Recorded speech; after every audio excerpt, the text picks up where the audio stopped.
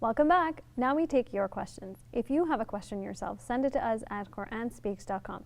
So Dr. Shabir, the question that we've received from our viewer today is, in a previous episode, you talked about interest and the idea that giving interest is permissible. So can you provide some references and explain how this is possible? Well, we wouldn't say it in that general way that giving interest is permissible.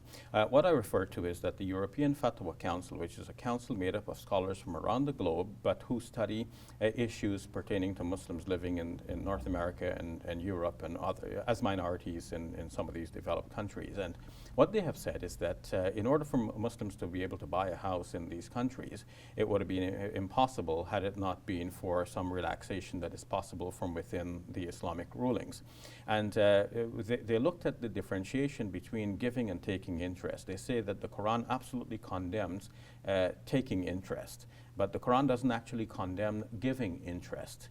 The condemnation of giving interest, or the condemnation against giving interest, is mentioned in Hadith, which equates 5 people: the one who gives, the one who takes, the 2 who witness the contract, and the one who writes it.